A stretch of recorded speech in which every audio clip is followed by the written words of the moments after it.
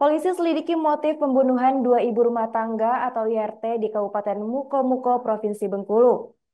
Terduga pelaku inisial SB dijerat pasal 338 KUHP dan ditetapkan sebagai tersangka pembunuhan. Penyelidikan pun diketahui masih berjalan hingga saat ini. Sebelumnya pada Minggu 29 Desember 2024, dua orang wanita Parubaya warga desa Tanjung Mulia, Kecamatan 14 Koto, dibacok oleh pelaku berinisial SB yang merupakan warga SP10, Kecamatan 14 Koto dan berprofesi sebagai petani. Satuan Reserse Kriminal atau Satreskrim Polres Muko-Muko melakukan penahanan terhadap pelaku pembunuhan dua orang ibu rumah tangga, warga desa Tanjung Mulia, Kecamatan 14 Koto, Muko-Muko. Kejadian pembunuhan itu terjadi pada Senin 29 Desember 2024 lalu. Pembunuhan itu terjadi di dua lokasi yang berbeda. Pembunuhan pertama terjadi di rumah korban Turni 55 tahun sekitar pukul 11:30 waktu Indonesia Barat. Saat itu korban diketahui sedang tertidur. Di saat korban tertidur dengan kondisi rumah pintu terbuka, pelaku berinisial SB 55 tahun warga desa Rawabangun, Kecamatan 14 Koto, masuk ke dalam rumah hingga membacok korban berkali-kali. Lalu anak korban mengetahui kejadian itu langsung berteriak minta tolong. Warga yang mendengar langsung menolong korban, namun pelaku berhasil melarikan diri. Saat pelaku melarikan diri, pelaku bertemu dengan korban kedua yakni Umi Khofifah berusia 40 tahun, warga desa Tanjung Mulia di sekitar simpang MTS 14 Koto.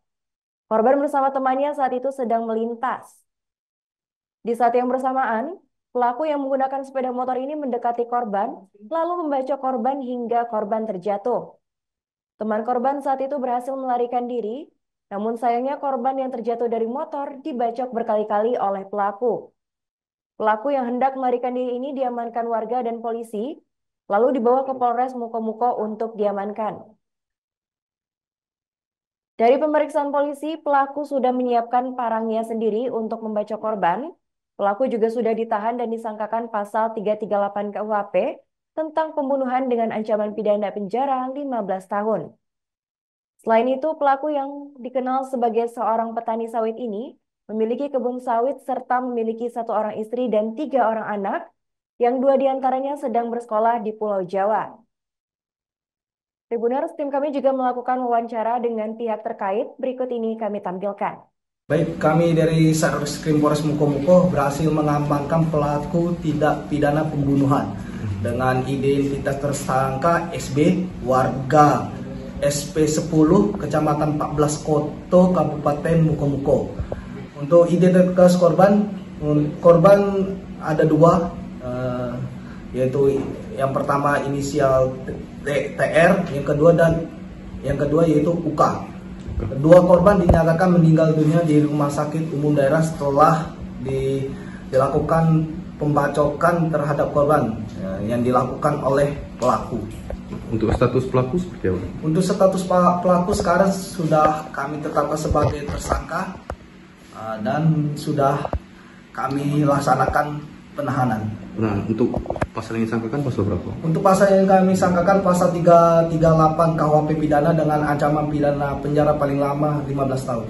Jadi tadi sekitar setengah 12 di warga kami di rumahnya, warga yang bernama Turni, perempuan, rumah tangga, itu didatangi oleh orang ke rumahnya, di dalam kamarnya atau kamar rumah. Dia tak tahu dibacok, ya kan. Habis itu dibawa ke rumah sakit. Nah, ada lagi di depan MTS Tanjung Mulia juga ada seorang perempuan yang bernama Umi Khofifah, ya umur sekitar 42 tahun lah. Dia juga dibacok di jalan. Jadi korban dibawa rumah sakit semua. Download Tribun X sekarang, menghadirkan lokal menjadi Indonesia.